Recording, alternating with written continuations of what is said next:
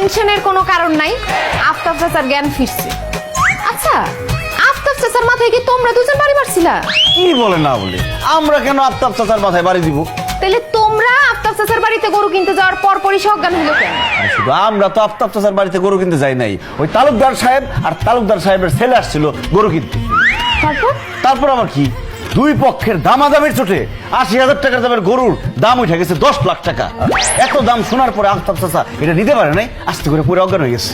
কি ৮০,০০০ টাকার গরুর দাম তোমরা ১০ লাখ টাকা বলে আসছো কেন? আরে ১০ লাখ লাগুক আর ২০ লাখ লাগুক কোনো সমস্যা নাই, ওই গরু আমাদের কিনতেই হবে। এটা আমাদের মান ইজ্জতের প্রশ্ন। ওই তালুকদাররা আমাদের দেখাই দিতে হবে যে এই গ্রামে জামাই শ্বশুরই সবচাইতে বড় গরু কোরবানি দিতে পারে। একদম ঠিক কথা বলছেন আব্বা।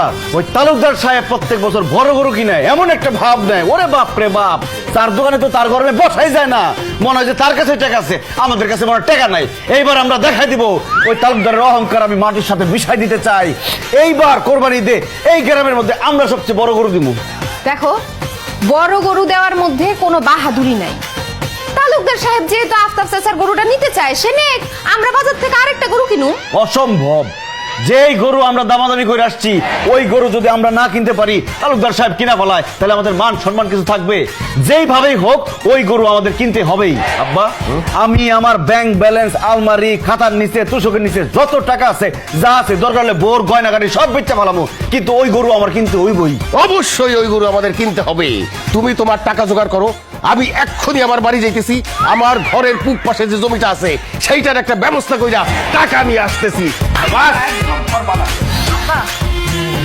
এইবার আমরা দেখা দেবো গরু সাজ কারে বলে।